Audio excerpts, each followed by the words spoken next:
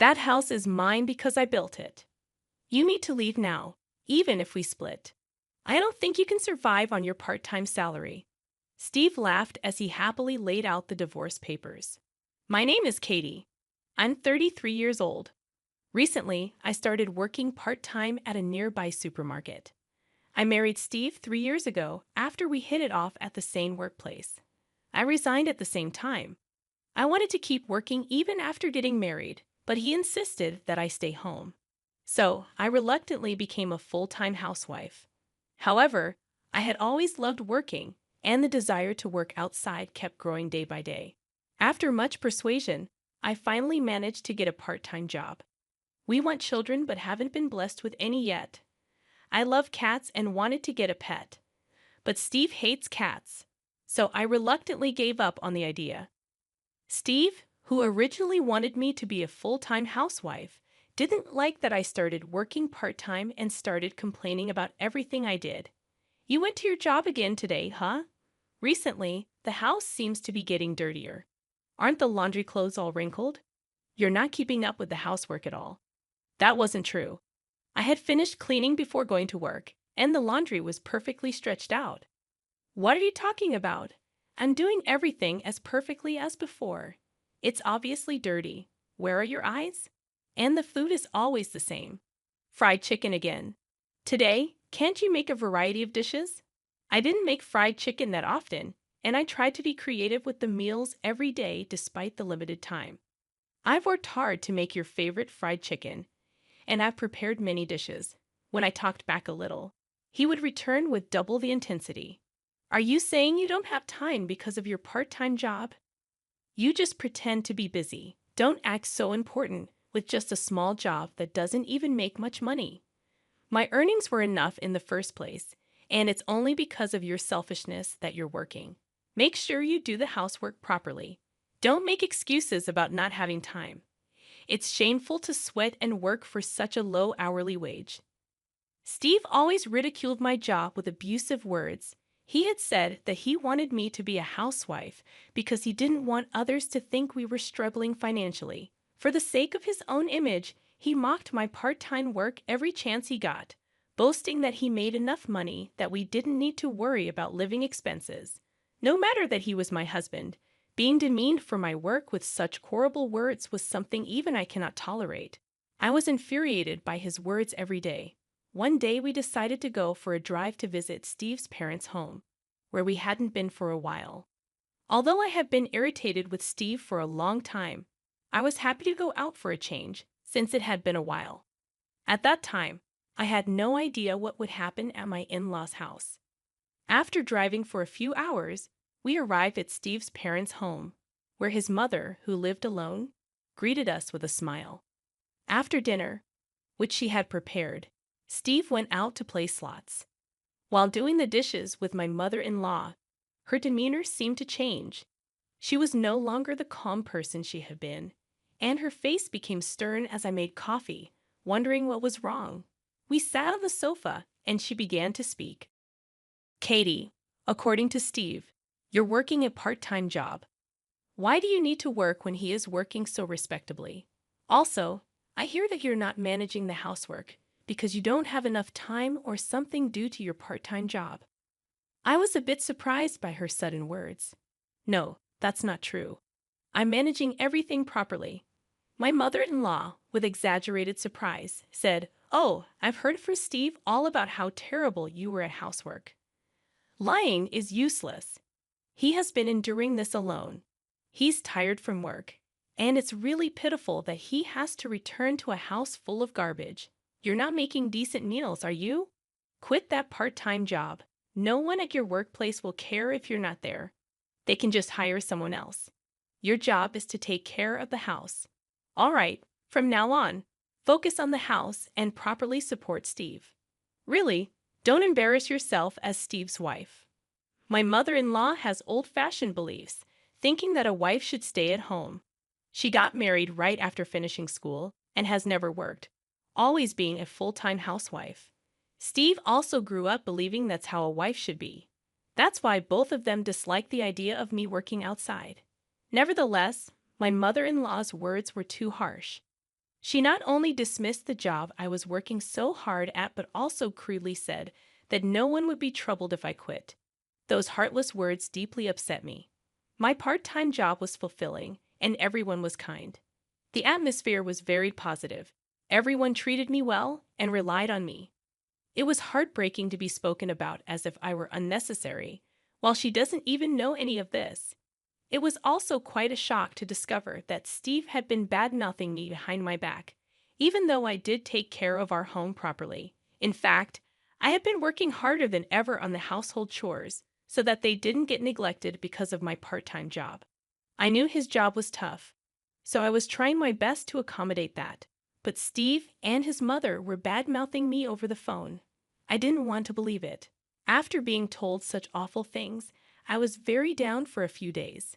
But then I suddenly remembered my father's face. Since my mother passed away, my father had been living alone in our family home. He lived a bit far from me, and I hadn't visited him recently because I have been busy. I wanted to hear my father's voice, so I called him. Usually, he answers the phone quickly, but that day, the ring went on for a long time. Just as I started to worry, he finally answered. "Katie, it's been a while. Are you well?" Hearing my father's calm voice, I was so relieved that tears started to flow. "What happened?" "You took a while to answer the phone." "If you're busy, I can call back later," he said, seeming to catch his breath. "No, I'm sorry. I fell down the stairs recently and hurt my back. I can't move around much now. But don't worry about me. I'll be fine soon. By the way, what's up? Is anything wrong?" I was really surprised. My father, who used to be so athletic, had fallen down the stairs and hurt his back. "No, I'm fine. Just make sure you take care of yourself and get better soon. I'll come to visit you soon, so wait for me." "Yeah, I'm okay," he replied. But then I thought, he's already considered elderly, and injuries might take longer to heal.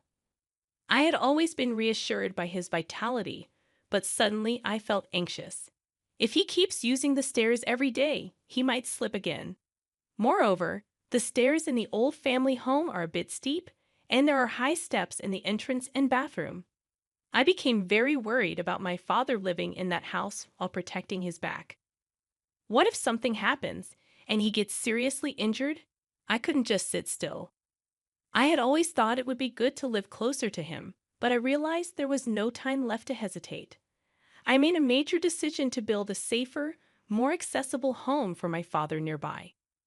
I had a source of income that I had kept hidden from my husband. I had inherited apartment management from my grandfather. It was originally meant to be my father's, but he had put it in my name in case of emergencies. He had told me it was better not to talk much about it so my husband didn't know. I had saved all the rental income up to now. I would use that money to build a new house for my father. I had caused a lot of worry and hadn't been able to do much to repay him, so now I felt elated thinking about giving my father the best gift of his life. Although I would build it myself, it would involve a lot of money, and I couldn't just keep it a secret. I needed to get Steve's understanding. I was nervous he might come, complain, and reject the idea, but instead he said, "I see. That makes sense. Considering his age, a new house might be better. If a part-timer like you can manage that, then go ahead and try. Just don't come crying to me if you can't do it." He insulted me again, which infuriated me. But arguing would only complicate things further, so I decided to hold back and not retort this time. This made things easier for me. I immediately started looking for a good contractor and moved forward with the process. It seemed that Steve was not pleased with the idea of me actually building the house. He didn't voice any complaints, so I tried not to mind it. But he was not usually the type to stay quiet. One day, I was shocked when I went to the bank to withdraw money for groceries. Our living expenses had been reduced by $3,000, withdrawn all at once. I had no recollection of spending such a large amount of money. There could only be one person who could have done this. That night, I confronted him. "When I went to the bank today, I found that $3,000 had been withdrawn from our living expenses. Do you know anything about this?" Steve arrogantly replied, "I gave it to my mother." You said you were going to build a house, so you must have been saving up somewhere, right? $3,000 isn't a big deal. I couldn't believe my ears. Why do you have to give her money? Your mother isn't exactly broke, is she? Besides, that's our living expense. It's too selfish to give away such a large sum without even asking me. He snapped back. What do you know about my mother? She said she was struggling. What's wrong with a son helping his mother? Besides, that money was earned by me. How I use it is none of your business.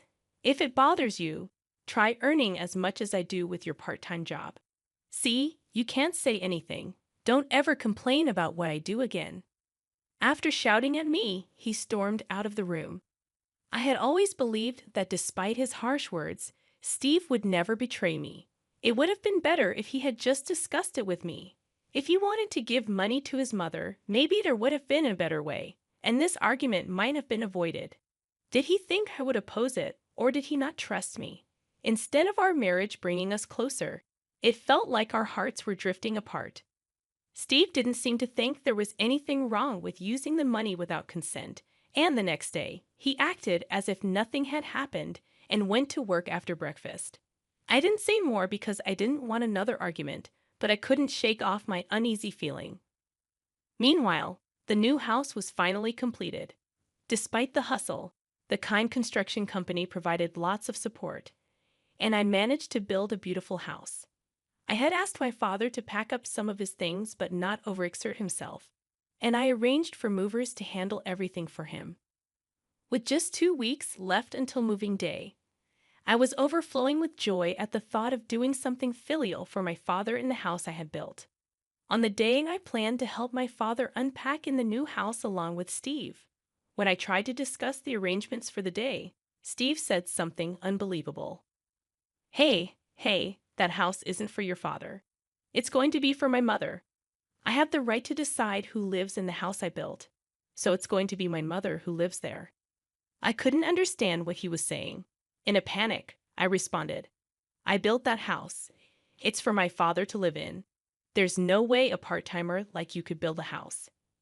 It's my money that built it, so don't get cocky. It seems he truly believed that it was his money that built the house. When I discussed building the house the other day, he easily accepted my idea. Was it because he planned from the start to make it for his mother, not my father? That's a terrible way to do things. Now, I had to prove that I built it with my money. I had no choice but to tell him about the rental income I had kept secret until now. I made up my mind to tell him about it. You made up a ridiculous story just because you want the house. House it as you like. If you're going to lie, at least make it a decent one. He didn't believe me at all and went somewhere. I was at a loss but had no choice but to explain until he understood. As I waited for him to return, he came back with an incredibly grim expression and then blurted out, Hey, you tried to deceive me, claiming you built that house. You're a liar. That house is mine because I built it. You need to leave now. Even if we split, I don't think you can survive on your part-time salary. I was at a loss for words due to the suddenness of it all. That house was built by me, and besides, telling me to leave so suddenly was too much. Sign this and get out tonight. He laughed as he slammed the divorce papers on the table and went to his room. His section was already filled out. After continually belittling me, presenting the divorce papers like that was truly the lowest he could stoop. He must have done this terrible thing to drive me to despair. He probably thought that by bringing up divorce, I would give in and let his mother live in that house. But unfortunately for him, I had enough income to live on my own without him. This act of his was the last straw for me. I signed the divorce papers and submitted them, then hurriedly packed my bags and left the house to go to my father's home. My father was surprised to see me arriving suddenly with big luggage, but he warmly let me come in.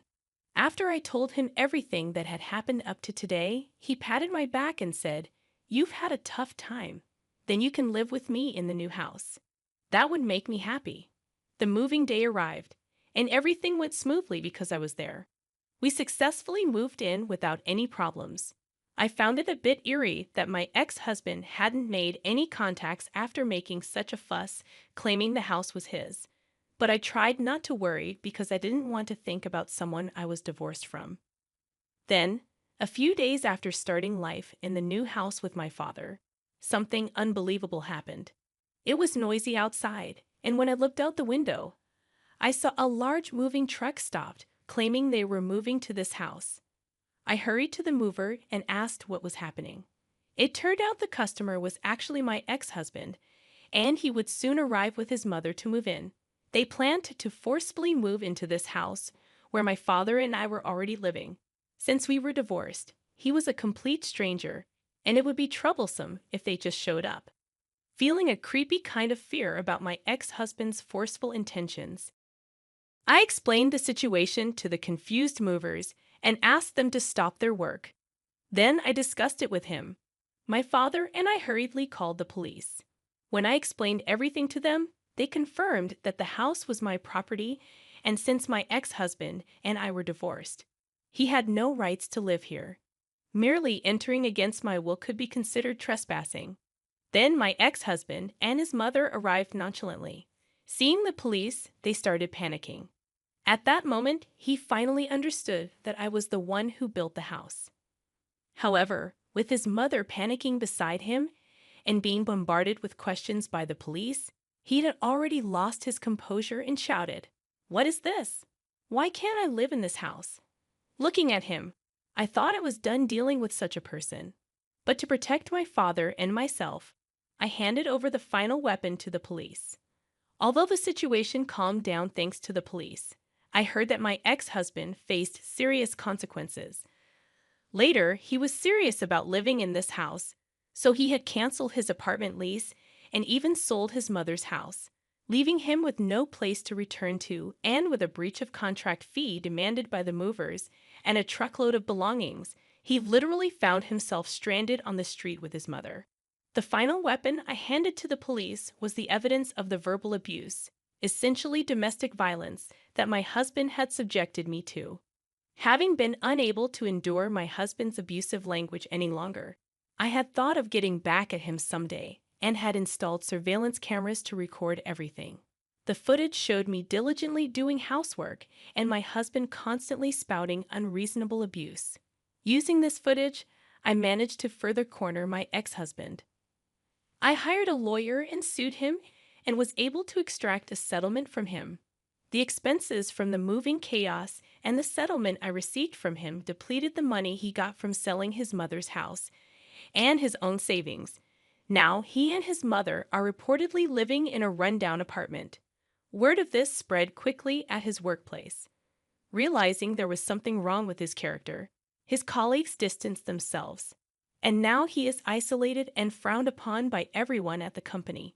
As for me, I finally got to own a cat. My father's back has completely healed, and we're discussing taking a trip with the cat. I'd also used the settlement money to open a shop dealing with cat goods. It was challenging at first, and there were failures, but gradually customers increased, and the business is doing well. Every day is peaceful and truly enjoyable. I never thought that the action I took for my father's sake would lead to my own happiness. I truly feel that it was the right decision. Recently, there has been a happy development. A man who always comes to my shop and chats pleasantly has been particularly kind to both people and cats. We've made plans to go for a drive together. I'm going to live my life freely and enjoyably. I'm excited about the new happiness that's about to begin.